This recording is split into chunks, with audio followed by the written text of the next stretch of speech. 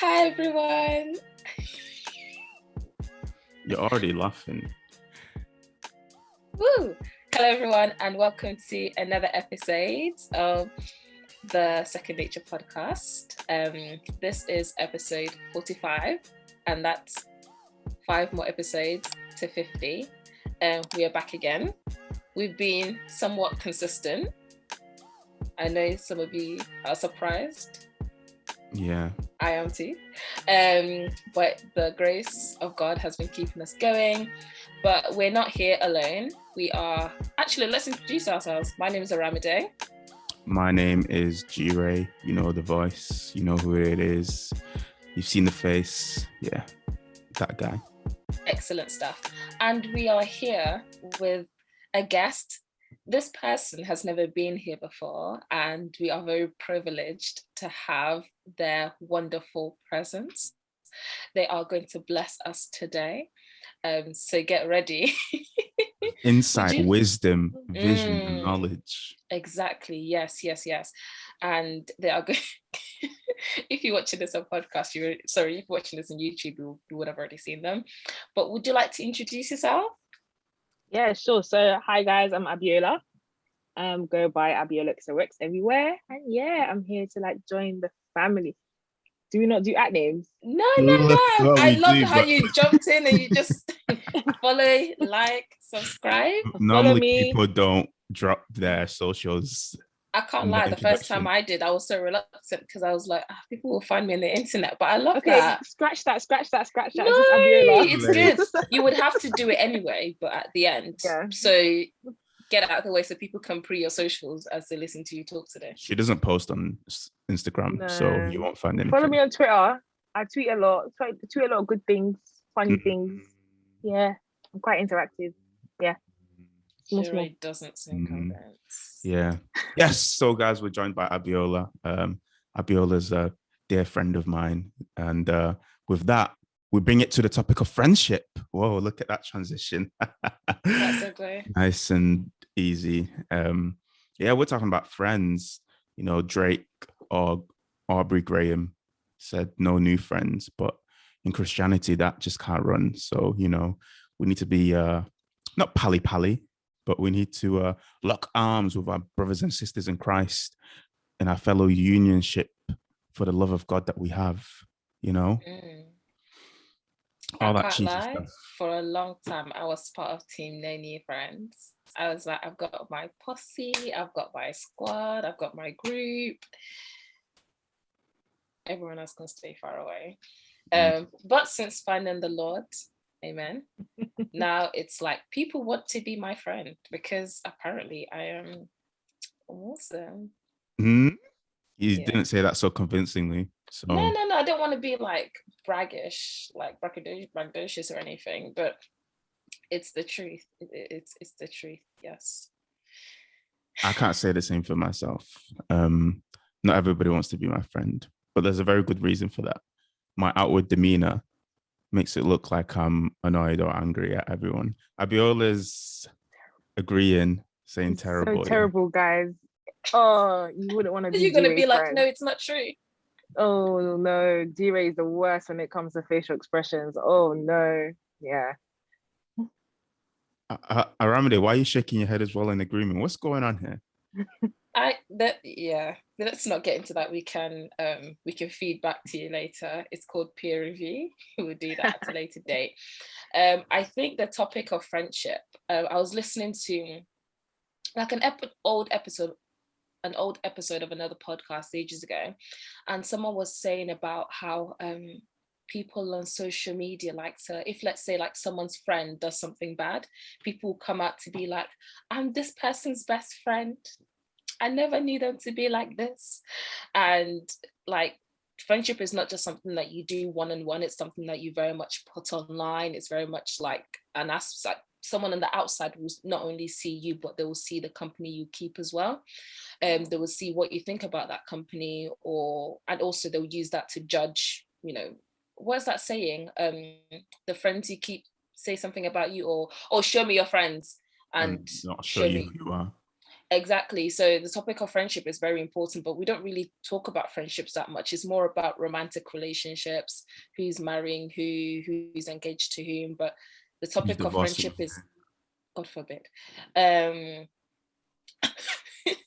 but the topic of friendship isn't one that I've heard many of us speak about, especially as Christians, because if you look at our Lord and Savior Jesus Christ, he wasn't by himself. He had 12 friends. There was Were they friends though? They're not disciples. No, but like he did life with a group of people closely. Companionship. And yeah. So but there's that aspect of camaraderie, no? Can we not say that they're also his friends? Like, I don't know. He's the Lord, and they're like just people, but he's also man. So I guess in that respect, yeah, you know. So you wouldn't categorize them as having any sort of friendship banter? Well, there was no banter in the Bible. I'm joking. There was. I was like, this episode is going in one direction, and I'm trying to drag it into one maybe line. the group minus Jesus were like friends, or I suspect that some of them probably didn't even really like each other. But what do you define friendship to be? That's a great because question. I realized that maybe we're having different perspectives of what friendships are. I actually couldn't tell you. I'd have to like look up the dictionary definition of a friend. We need to look at the biblical definition of a friend. Because is it a friend in need? Is a friend indeed? I'm just trying to find and slide in as many of these things as possible. But when I look at the disciples that were obviously following Jesus and were doing life together, they prayed together, they broke bread, they spent lots and lots of time together, they confided in one another. And that aspect of doing life together with someone closely and sharing your fears and your dreams and being able to be corrected and like really loving each other, would you not define that as like biblical friendship and how we're meant to like befriend each other? Yeah, that's a good basis of friendship.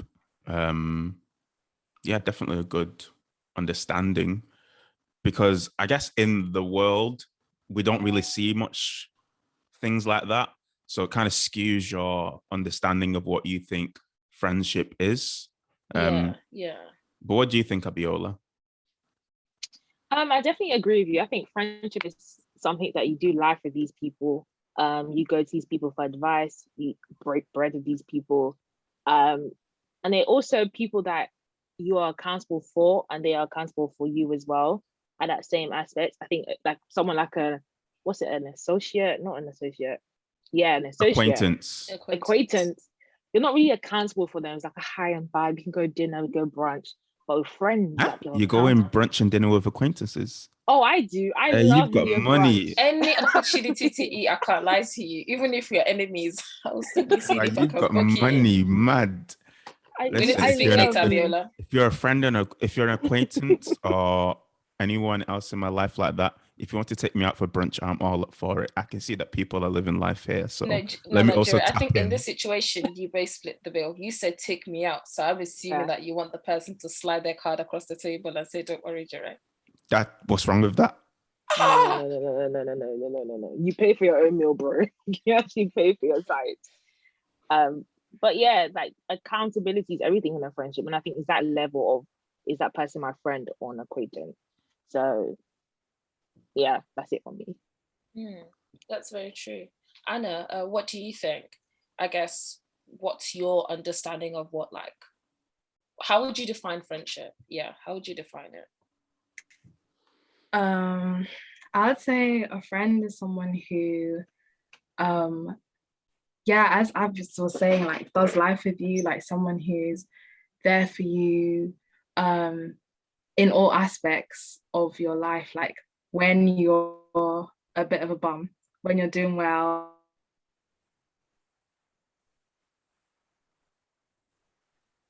I think. Is Anna frozen? Oh, am I frozen? God. Can I just say, one day we will be loosened from the bondage of Zoom. Loosened. Sorry, Anna, what did you actually say? Because you froze at the end. As well. Am I Anna's gone frozen again. I'm But just no, it's gonna- fine. It's fine. Okay, you know what? Let's loosen it up a bit. When I was really thinking of this episode, I had to really deep, like, who are my friends? Who are my enemies? Amen. I don't keep my enemies close. Not that I have any, except principalities in high places. But we all have that as Christians. And I really want to know, like, do you have an example of like one friendship or an instance in a friendship that's like really impacted you as a person? Good or bad? I mean, when I read that question, my mind immediately went to university in first year of uni. Emmanuel Aganla. He was on an episode, 2 episodes ago? That was because I remember coming out of my room in my accommodation thinking, there's no black people here. So this is going to be an interesting, not that there's anything wrong with that, but, you know, I thought this is going to be an interesting time here. And then I walk out into my hallway and I see another guy walking out of his room, locking his door. And we look at each other and we're like, oh, hello. Hi, how you doing? And we sit in the living room, we talk, we converse. And from there, we've just been friends. We both gave our lives to Christ through our meetings. Yeah, it's been so many things have like come from there. So definitely Emmanuel for me anyway. Oh, that's good. It's not often that you find, when I think back to the people that I saw when I was closing the door of my room, it was just randos and some auntie that always cooked fish and made the house smell like fish. Like that was not a happy meeting at all. What about you, Abiola? She's gonna say when she met me at 2017, and it's fine, you know. No, you were I have cool the people. influence. You're cool people. But I think the one that comes to me actually is my friend. Shout out to Alexander all the time. I think it was one moment when he helped me a lot when I was at the lowest, like third year of uni, really struggling with my faith, really struggling with my love life, really struggling with my education. And he took that moment to really be there and like process my feelings, process how I was feeling, and process what was going on in my mind and everything that I was thinking and trying to do. And it was that little moment that I really appreciated, because I was like to people, like, it's the little times where you help me. Even shout out to David from OGGM, Dave Creates. Shout out to him, always give a shout out to him when he just helped me in that little moment when we were together. It was just, it's your time that's valuable to me. And if you give me your time, I'm like, I love you forever. And I think Alexander and David are like two kind of examples I kind of use when they just gave me their time. They just listened. And yeah, I really appreciate them too. And everybody else. I love all my friends equally, but them two really have my heart. Oh, that's beautiful. JIREH, I love That's you, actually man. They better listen to this. What about you, Anna? Are there any standout friendship moments for you? Well, can you guys hear me now? Yeah, we can. Okay, cool. When you asked that question, the first one that came to mind, that's what I'm gonna say. So the first one that came to mind was, I think it was 2019, like November. One of my friends died, and it was very sudden. Like we were at church on a Friday, and then my brother like called me, and then I was like at church in front of everyone. I was like, okay, what do I do, kind of thing. And then when I got home, the first person I called, I don't know why, but I was just in that moment, first person I called was JIREH. And like, and the conversation that we had, and like the prayer that he prayed for me, like I'll never ever forget it, because it was like, you know, there was times when it's so awkward because you never know what to say. He just knew what to say, and then his prayer was just amazing. Not me. So that's one thing I'll never forget that day. Take the credit, man, but give it to the Father. No, that's wonderful. I'm gonna say mine. I'm gonna shout. She's not been on this podcast yet, but I need to shout out to Adeshawa, my friend Shawa.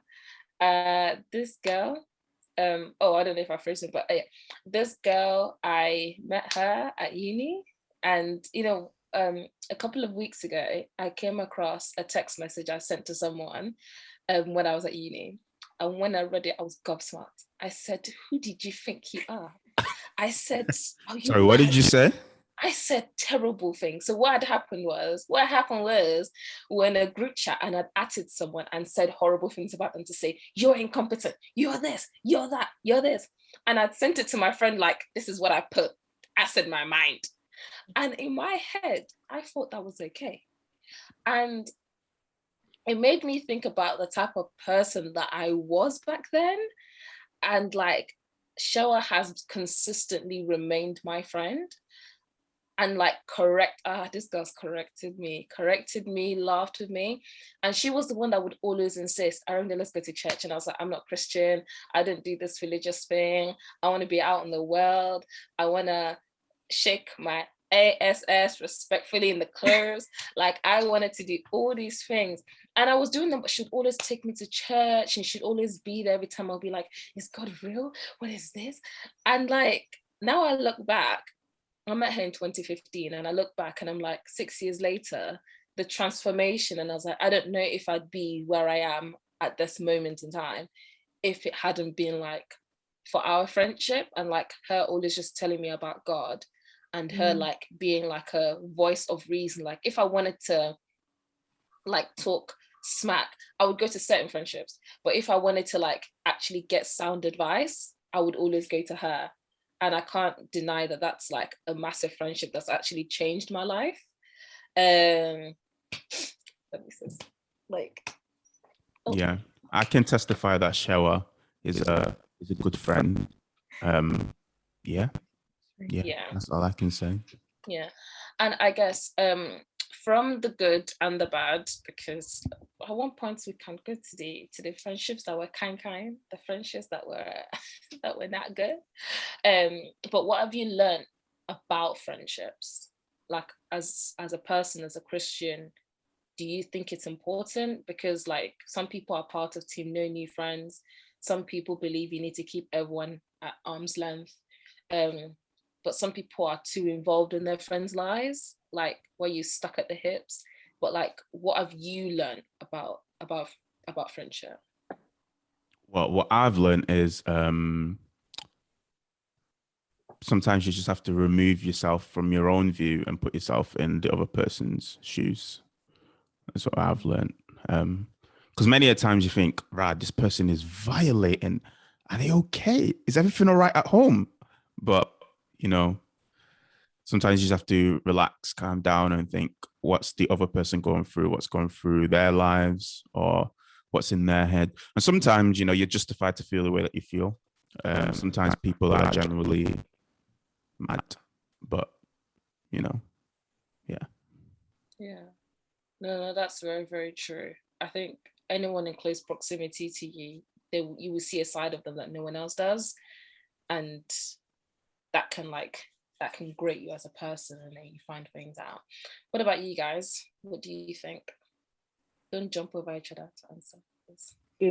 I agree with JIREH, but I think one thing for me is the little things. It's the little things and the little character traits that people have. And I think I remember in university when first year trying to meet everybody and everybody's trying to be friends and all that kind of stuff, or best friends within 2 days. It's just understanding how they talk to you about someone else. And it's like, I don't know you. I don't know you for you to be talking to me about someone like this. And it's that little thing that I look at and I'm like, yeah, you can't be my friend. This is not the characteristics of a friendship I would like. And I've been through many friendships from going to an all-girls school, going to a mixed college, to going to like a predominantly black university. Yeah, it's crazy. But those little character traits, yeah. No, that's very true. That actually leads on to the next question. So I think we can kind of jump ahead because I feel like this one will really... What are the characteristics you'd actually look for in a friend? Oh, what do I look for in a friend? Acts of service. I guess we might as well get into love languages. Yeah, acts of service. So just people that are willing to do things for other people. I'm not saying break your back or, just absolutely sweat yourself to do stuff for others. But yeah, people that are willing to help others out. Um, I perceive myself as a person that likes to help others out. So I like to have friends that do the same. Abiola, I don't understand why Abiola is grinning I like feel this. like Abiola, say what you want to say. This is a Dear, safe what have you space. done for me? I'm joking. I want to say, dear, what have you done for me? But I remembered my weekend in Manchester, so never mind. Never mind. 100%. But I think for me, it's just how you carry yourself.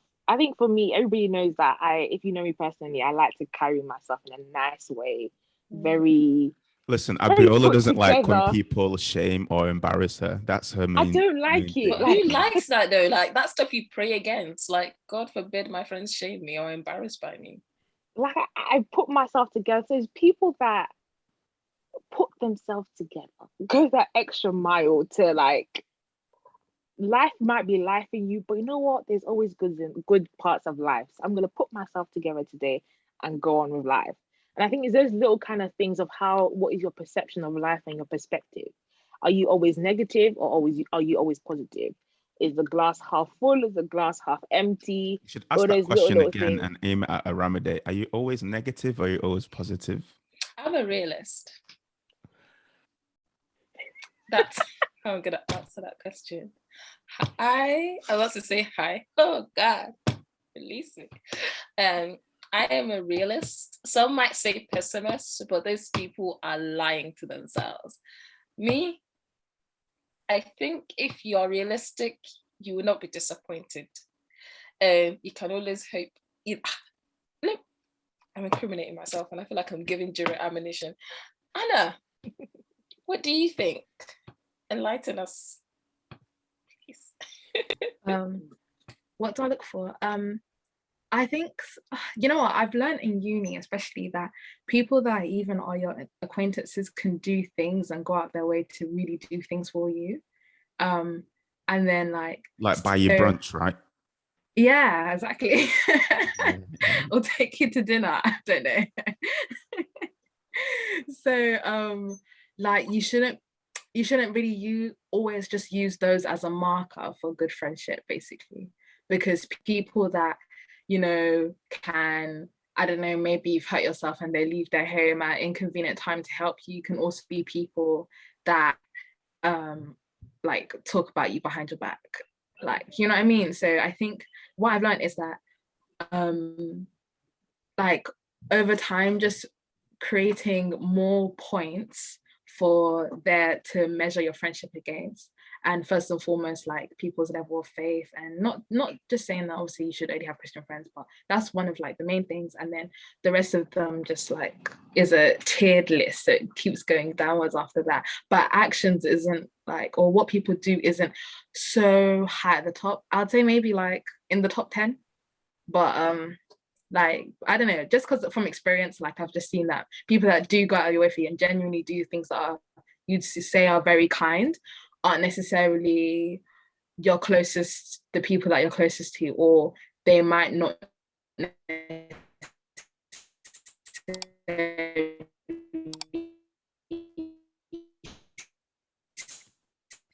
you as someone that they're close to and may not treat you in that manner. But yeah. Okay.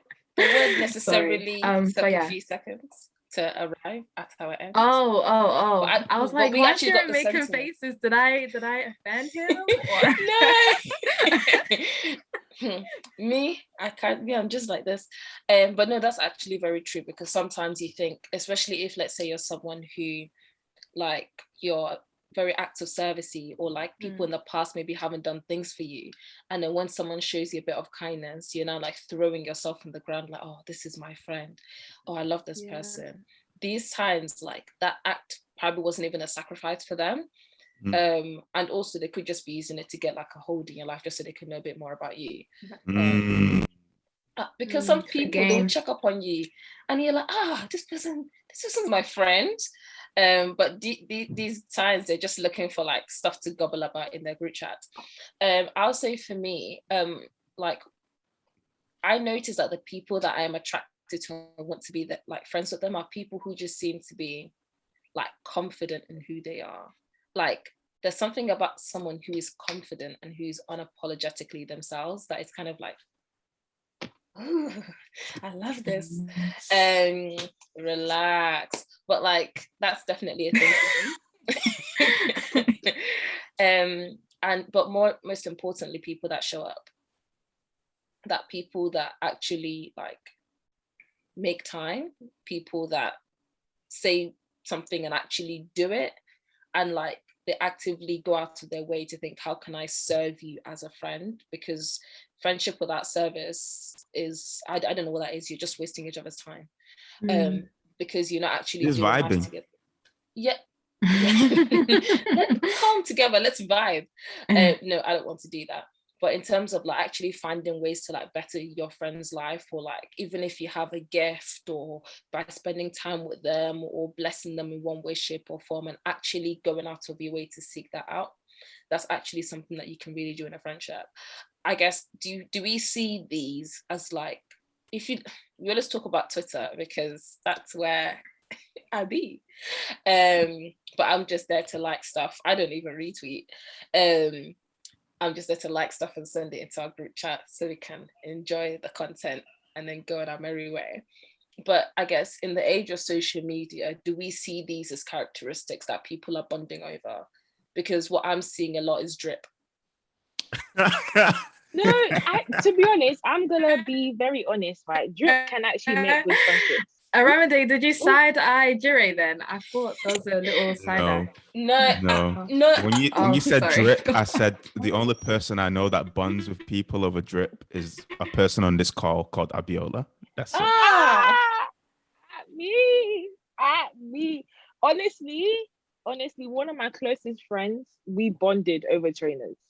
That is my guy. But we bonded over trainers. Drip can make good friendships. And I'll say, that. Oh, yes, you're right, actually. That's true. That's one of my close friends. I bonded over them with trainers. In fact, they're my groomsmen. So, you know, it gets to that JIREH level. was ready to throw a stone. Exactly.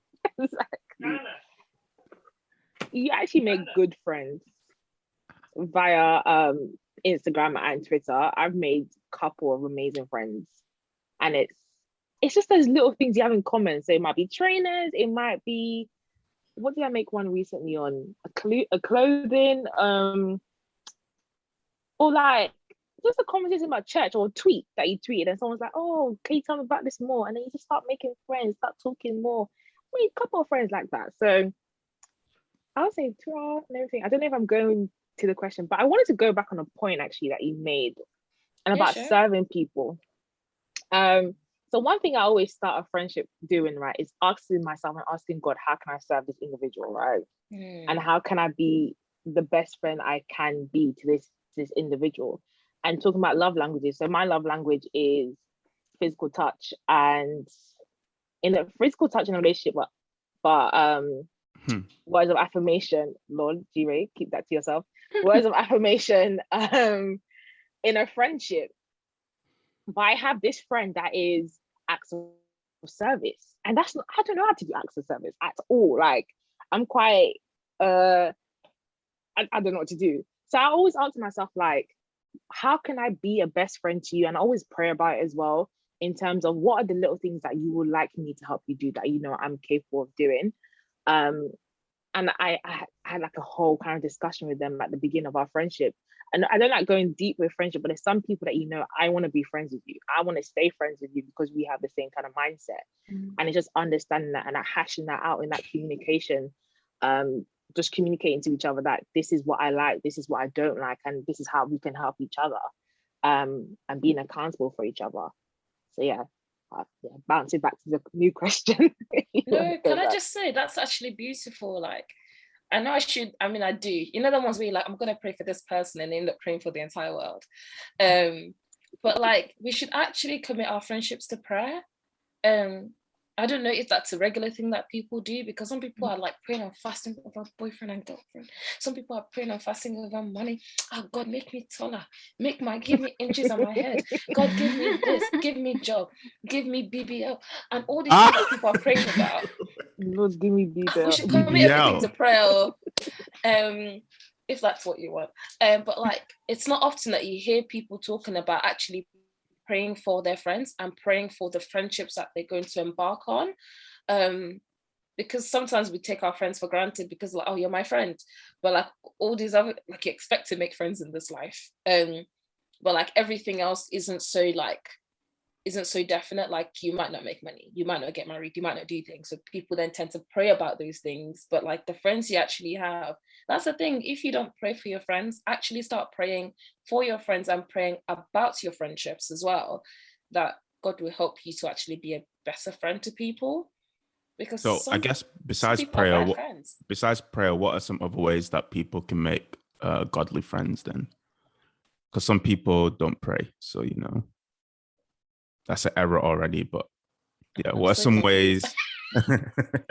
What are some ways that people can make godly friends Without prayer?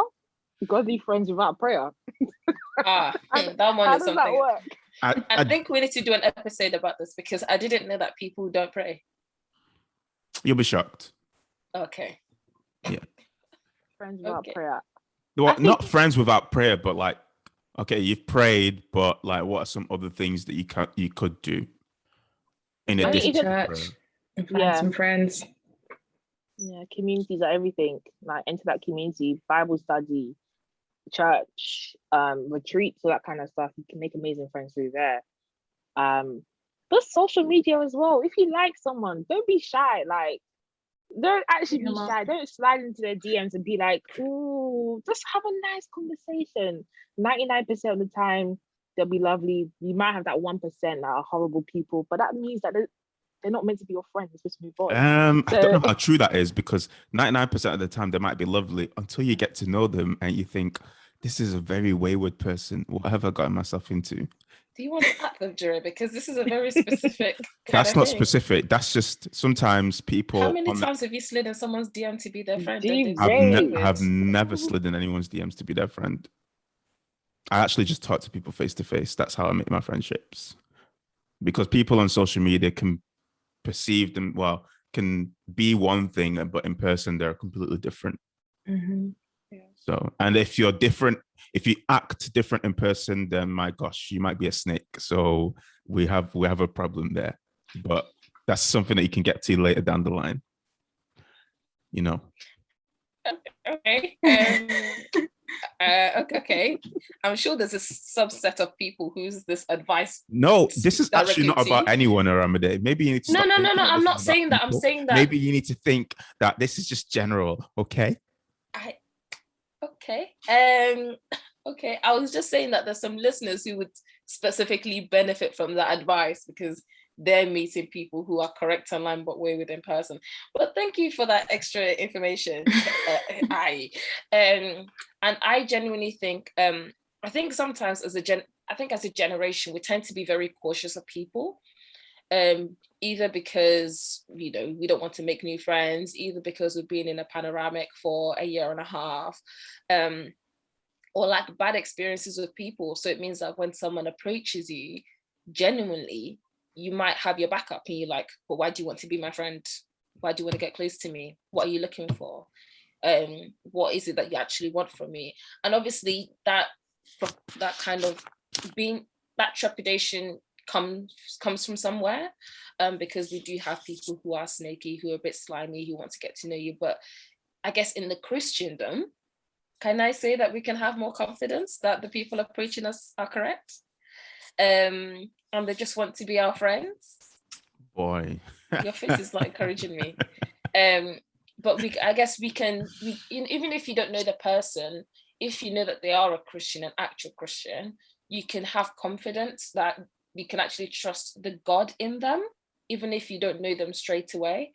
Because usually as a Christian, when Anna said her example of how JIREH prayed for her. I don't know how close you guys were at that point, but you can trust that the God in someone will cause them to help you and to pray for you, or for you to even confide in them about things, before you become like, you know, arm in arm besties kind of situation.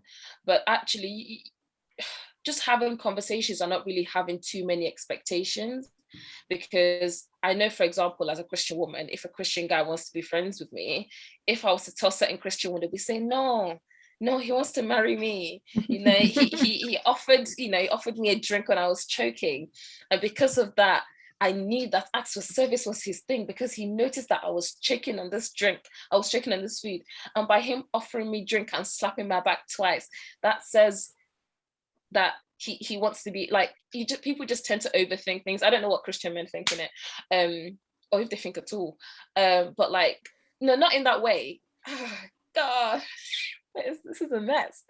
But I think sometimes we just tend to overthink things when actually someone could just be wanting to be a good friend, or like a good part of the body of Christ. But actually, because you're overthinking it, you could actually just miss out on like on a great friendship. But back to let me actually okay. ask something else then. So what does like healthy boundaries look like in a Christian friendship? Because many a times, because now that you brought up the boy and girl thing, like sometimes when you see a Christian girl and a Christian boy as friends, people on the outside will look at them and think, there's something's going to happen here. Like they'll be drifting towards each other soon. They'll be joining in once. holy matrimony. Yeah. But that's just not the case, obviously. So what does, I guess, boundaries or healthy boundaries look like? Obviously, you can't stop people's perceptions, but there are things that you can, I guess, do. Do you mean boundaries between single sex friendship? I would say couples. Friendships or difference? Because if he's with my girls, I tell them everything. If they want, they can go through my phone. I've got nothing to hide. Like, I don't shy away from like sharing, especially because I know that that's a safe space and that's the kind of friendship that we've cultivated, where we actually don't like hide things from each other's lives or anything like that. With my male friends, is my OG brick? I don't know. With my male friends, I can't lie, I used to be very much like this, but I've learned my lesson. So I'm still trying to refigure out what healthy boundaries look like in like boy girl boy relationships. Well, friendships. Well, friendship is a form of relationship. But I'm still trying to figure that one out based on the current friendships that I have that are working well. Does that make sense? No, that makes sense. It's so interesting. My female friends are my babies. I love all my female friends. And the way I'm so accountable to them, they're accountable for me. And I tell them more things I'll probably tell my male friends. But when it comes to my male friends, the boundaries that I've kind of placed is after certain hours, I won't talk to you. Or I won't speak to you about certain topics and certain things because one, that's a bit OTT. Or I can go out with my male friends, but it has to be a particular male friend for me to go out with you, like one-to-one. But with my female girls, look at English. With my females, it's more of a thing where I'm just free, and I love my female friendships, and I think they're the most beautiful friendships because it's so nice to be vulnerable. It's so nice to be wigless. It's so nice to be glassesless. Like, it's so nice just to have people that will have your back. One of my closest female friends, Anu, love her. She'll just be like, I'm here for you. We can cry. Yes, don't cry. Don't cry. You're going to make me cry. That kind of friendship. And it's just so adorable to see because it's like, you've prayed for friendships like that. You've prayed that, Lord, give me more friends that I can be vulnerable with, that I can be intimate with, that they can literally impart love into me that no one else can. And it's so beautiful to kind of have that kind of friendship. But boundaries is a tough thing when it comes to guys. I always say that if he has a girlfriend, please don't step to the side. Like, don't be doing too much. Know your limits when it comes to that. But don't be too tippy-toey. It's not that deep. It's actually not that deep. So you said don't be too close. Don't be too. Can I actually say, if you were friends with a guy when he was single, and he has a girlfriend, if you have to change the way that your friendship is with that person, then there was something wrong with the friendship to begin with. Because if you're the kind where you're doing sleepovers, where they know every intimate detail of your life, and I want to now get a girlfriend, you're not like, so like you can't come around to mine, we can't go around to each other's at 3 a.m. in the morning, we can't cook chi for each other, we can't do all these things, because obviously now, because someone else is in the mix, you now feel uncomfortable. That should already tell you that friendship is already somehow you need to fix up. What about you, Anna? Yeah, I'll say I agree with everything that's been said so far. I think, yeah, especially with the whole girlfriend situation, I've seen so many situations where like people have literally, so I can see like how detrimental it is. As for me, like because of like the nature of my course, I always say this, but because of the nature of my course and how I've really got brothers and stuff, so most of my friends tend to be male, but no, I have like very good female friends, and like we're really really close, but most of like my casual day-to-day friends are male, and I'd say like because it's usually a group, like you never really get that thing where you're just like super intimate with one person, and like boys really like to banter and nothing's very serious, so you can always keep that level of like, you can always keep a wall, I guess, like there's always distance.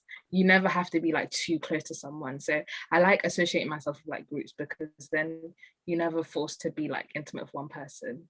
It's like a group setting and everyone cares for each other mutually.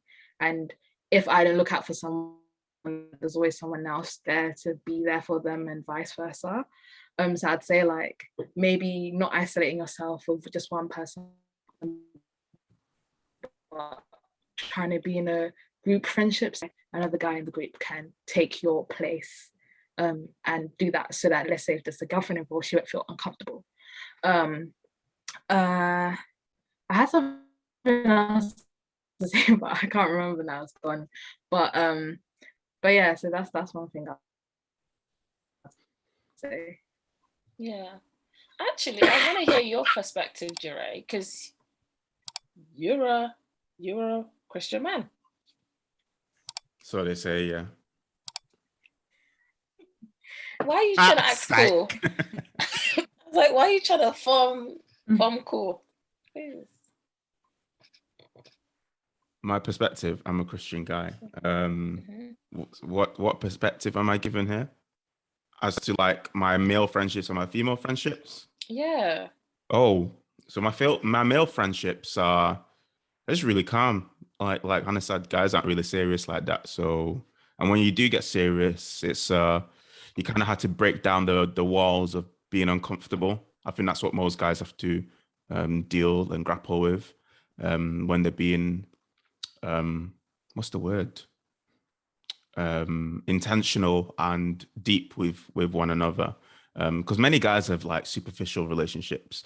It's just, hey, I'm trying to be like you. Yeah, I'm trying to be like you. Oh, is that you? Yeah. Shake hands, keep it moving. But at the end of the day, they don't know what's happening in your lives. But yeah, a lot of my male friends, well, the few male friends that I consider friendships, they know a lot about me. They know when to check me. They know when I'm out of line. And yeah, it's just great, good, to be honest. For my female friendships, I have great female friends. So, and I have very smart female friends. I couldn't be friends with a woman that is moving wayward, that doesn't use their intelligence. Like, because obviously I'm someone who is in a relationship. I have a fiance. I'm going to be married soon. So if you don't understand boundaries, and if you can't use your head, your brain, then we have a problem right there and then. So, you know. But yeah, with my female friends, like when I talk to them, I I'll disclose some stuff with them, but it's nothing like I disclose with like the guys. For instance, ARAMIDE. I had to learn quickly that with ARAMIDE, you can't tell her certain stuff because ARAMIDE gets very grossed and freaked out. So That's true. Yeah, I was like, let's do life together, but not that. so you just have to keep it PG with ARAMIDE and just yeah. But yeah, that's me basically. I mean, I don't try to overstep my boundaries with my female friends, especially since I am in a relationship. But even if I was single, because yeah, that can cause trouble. Obviously, a guy like me, it's not easy. JIREH, no one's checking you out. Yeah, I was gonna say, no one's calling for you like that. It's not easy. Sorry, I didn't realize. When my ops are speaking, I don't listen. So okay. Yeah. Okay, so we're just gonna leave JIREH and his many oppositions, but this if we keep talking about this, we're gonna be here all day. But there is one topic that I do want us to cover, because it seems that people don't know how to behave when it comes to conflict in friendships. Because usually you have the person who is upset at their toxic friend, but also sometimes you're the toxic person. I used the quote toxic in quotation marks because like the actual definition of something toxic is something that can actually kill you. Unless your friend was like telling you to go, to do something crazy or possibly illegal, can you say, I'm actually at risk of death by being friends with this person? But if, let's say, it's a minor issue, maybe disagreement, maybe, just small lack of trust, small snaking, the regular schmegular stuff that happens day to day. I guess, what advice would you give to someone, would you give to people about dealing with conflict in friendships? And also, what do you do if you're the quote unquote toxic friend? Abiola wants to go first. Oh, yes, please. I will always say, and I say this to everybody, please sleep on it. Never react in the moment. Because that is probably the worst thing you can do. You can really break a friendship if you react in the moment. If it's like a phone conversation, be like, okay, hi, we're disagreeing, disagree to agree, and go and sleep, right? Go off the phone, go and sleep. I'll always say, talk to someone. Like JIREH knows I always come to him when it comes to if I'm in the wrong or if it's me that's being the bad vibe or the toxic one in a situation. And always go to someone that is trustworthy and will tell you the real advice. Be like, no, you are the toxic one. No, you are the bad one in this situation, and you need to go and apologize. And it's not everybody you can go to. There's always a select few, but always find that person you can go to. And then go back to that friendship or that conversation and be like, this is what happened. This is how I felt. I apologize if you were wrong. And I feel like you should apologize because I think you were wrong in X, Y, Z, and Z, whatever. And I think just breathe. Just breathe. Before you argue, just breathe. Because I've been in situations where I'm so heated, right? I say the worst things. And I'm like, I regret this now after like 5 minutes. So you don't want to be like me. Like, just step aside and talk to someone, sleep on it, talk to your mom, pray about it as well. That Lord, give me discernment. Lord, let me understand their perspective of the situation. And yeah, like, don't lose a good friendship over something that can be resolved. Yeah, I think that's how I kind of sort things out.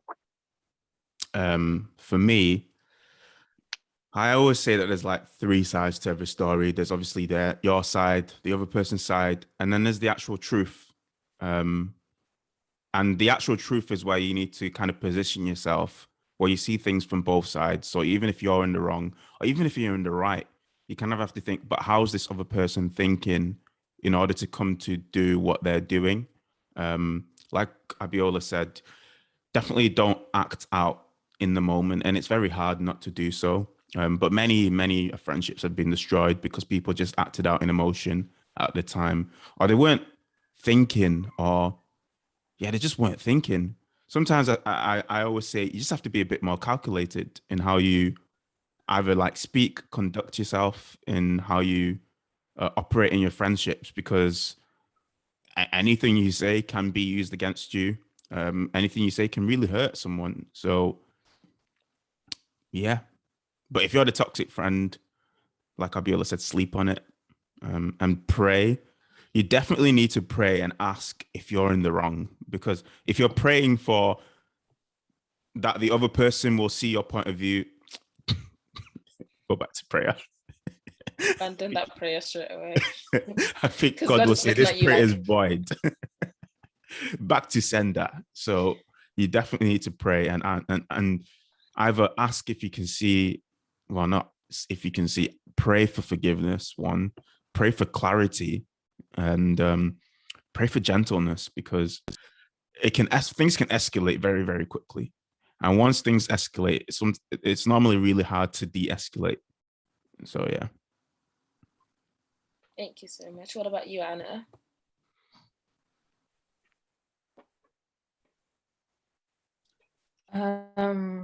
I'd say learn how to apologize. And apologizing first isn't about being the bigger person, and you're just in the wrong frame of mind. Like, it's not about being better than the other person. It's about treasuring a friendship and knowing when to just say sorry. Yeah, I think something about me is I don't really like being put on the spot. Like, I like to take my time and think about how to respond to a situation. But some people aren't like that. They're like, we're doing it now. So you always have to find that compromise. And I've noticed that a lot of my friends are words of affirmation. So I have to like really think about the words I say. So that's why I like to take my time and think through what I actually want to portray and say to someone, because a lot of my friends are words of affirmation was in their top 2 or 3. So I have to like really be careful about how I address a situation or respond to a situation. So that's why I've got that habit of like taking my time, but not everyone wants to take the time. So people are like, we're doing it now. So I'm still trying to learn how to do the balance. But Yeah, I yeah. don't like to waste time. Let's hash it out. Let's hash it out. From Yeah, what I've Aramide is learned, very, because let for me someone tell you, who says that she doesn't like confrontation, Aramide can be very confrontational sometimes. So yeah, she's correct when she says let's hash it out, because yeah. I mean, I'm someone who has been in their fair share of up and down friendships. Lord, I have been in my fair share of friendships that haven't always gone very well. And one thing I realized was that always went wrong was that I never extended grace to my friends, because anytime they would do something, in my head, I would just internalize it as like they were trying to hurt me. They wanted to be wicked. They wanted to see me out in the streets ashamed. They wanted to do these things. And I really had to, let me tell you, JIREH, I've been through it. But I actually, like, maturing and growing up is realizing that sometimes people genuinely don't mean stuff. Like, they might not realize they spoke to you in a certain way. They might not even realize that they've done something to upset you. So actually extend grace to your friends, like the same way you extend grace to your colleagues when they call you by the wrong name. You know, your name is Aramide, but they're calling you Andrea in the email. The same way you extend grace to your, but it's happened once. The same way you extend grace to your parents when they ask you why you gained weight. Like, the same way you extend to all of these people, to your boyfriend that's cheated 5 times. Like, actually extend grace to your friends. Let's get into that. Sometimes Isn't that weird? Isn't that No, so weird that when that happens? That your man or your woman, because it's women so cheat as weird. well, are moving mad out here in the streets, and you forgive them, but your friend of 15 plus years or 10 years, whatever, you can't forgive them. God is good. All the time. But it's actually true. Actually extend grace and also talk about things. I mean, I can only speak for female friendships because I've been in a lot of them. But sometimes you don't actually talk about when things have gone wrong in your friendship. You just kind of hide it, or like you just ignore it or pass over it. And over time it builds up in you. And then it's like, me and Jessica don't talk. I have an advice. I think Yeah. I do, like, this is me and my friends. some friends actually, because Jire's going to look at me and be like, oh, you've never done this before. So I do like yearly wrap-ups. So we have like dinner, brunch, or phone conversation or FaceTime. And we do a yearly wrap-up, which is basically, Jire, sorry, I'm so sorry. Yeah, I'm so sorry. You live too far away. Can I do it? I just met you literally today, but I want to do that. It's such a good thing. Like, we go through the good and the bad. We go through, how have you helped me? How have I helped you throughout the year? What's one thing I did this year that you didn't like? And what's one thing I did that you did, whatever. And it's like coming together. You can't be defensive. You come together, you sit and you really have this conversation over a nice cupcake or nice meal, whatever. And you really just digest your friendship within that year, just that year. And then after that conversation, you say, okay, what are we going to be accountable for next year? So what do you want to do? What's your goals? And these are the things I had with a couple of my friends at the end of 2020. And it's so refreshing because you nearly cry as well. You're like, when they open up their heart and be like, you did this for me. I'm like, oh, baby. No, my friends are slacking because none of them have recommended this. Like, none of them even suggested it. It's so good. And I think you just reflect on how great the friendship is. And you don't want to lose that friendship. I just started it recently, but I will always do it every single year. Jire, your one is coming this year by God's grace. So yeah. I definitely do recommend you guys doing that. It's great for your valued friendships. I actually do that with my male friends. I just didn't do it last year because the pandemic. I said, listen, we're just going through a tough time. Let's just look out to the other end. But yeah, most of the times I do that with my male friends. Sometimes I'll just check up month on month because you can't talk every day, can't even talk every week. So you just check in like month on month and see what's happening, see what's going on. Yeah. Yeah. Oh, I want to do that with my friends. I mean, we'd go out to eat and stuff and we talk, but it's like, I like having sit down serious conversations. I find them refreshing. I don't care if my friends don't like them, we'll do it anyway. But essentially the trick is communication, grace, and actually making time to assess your friendships and like see where you've done wrong or what you can do better, or the things that you did do that your friend loves and like you can actually do more of, because friendships are really important. You think we'd go through this episode without reading a scripture? I thought wrong. In Ecclesiastes 4 verse 9 to 12, you tend to see this scripture when it comes to marriage, but the actual passage is called the value of a friend. And it says, 2 people are better off than one, for they can help each other succeed. If one falls, the other can reach out and help. But someone who falls alone is in real trouble. Likewise, 2 people lying close together can keep each other warm. This is not for your friends. A person standing alone can be attacked and defeated, but 2 can stand back to back and conquer. 3 are even better, for a triple braided cord is not easily broken. That's something you can actually apply to your friendships. Like, actually value your friendships the way you value your parents, your boyfriend, your girlfriend, your children. Actually see them as people, more than just a person that you go to eat food with and laugh with, but like people that you can break bread with and really live in close proximity with. But I believe that is a good ending. Not in agreement. Yeah, Bible's always good. Yeah. End to this episode. I think it'd be nice to actually have a part 2 on friendships, because I want to get into some of these tips and tricks. About how to maximize your friendships effectively. Yeah. How to make money together.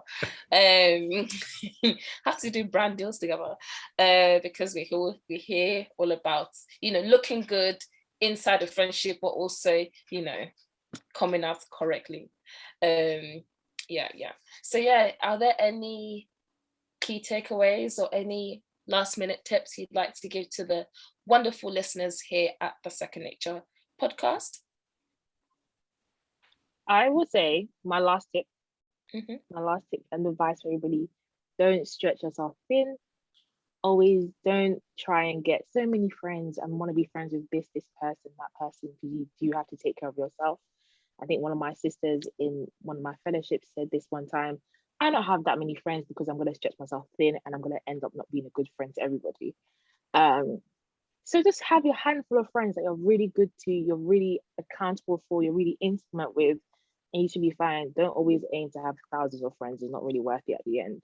That's my little advice for everybody when it comes to friendship. What I would say is just be kind to everybody, whether they're your friend or not. Because a lot of times people have friends, and then anyone who's not their friend, they don't extend the same sort of courtesy or grace to, because like, well, I don't know you, I don't owe you anything, so who are you? Yeah, that kind of mentality. But yeah, extend grace, be kind, be forgiving, even if they're not your friends. Excellent. What about you, Anna? Can I do mine at the end? Because it's not directly related to friendships. I just think it's a nice reminder to give to our listeners. This is the end. Oh, okay. I have one. Yeah, let Aramide give her friendship advice. One thing I've learned is that choose your friends. Actually choose your friends. Like, don't just, like Abiola said, quality is better than quantity. But even then, choose the people that you befriend, because you cannot be like, oh, this person, they turns out they had skeletons in their drawers and they're mad. That's because you didn't choose them. They entered your life and you just open it, just accept, just come in, just enter and scatter my house. No, actually choose your friends and choose them. Same way that they choose you as well. Doesn't mean that you now have to like only go with people who are in a certain tax bracket or who look a certain way or come from a certain area. Abiola does not agree.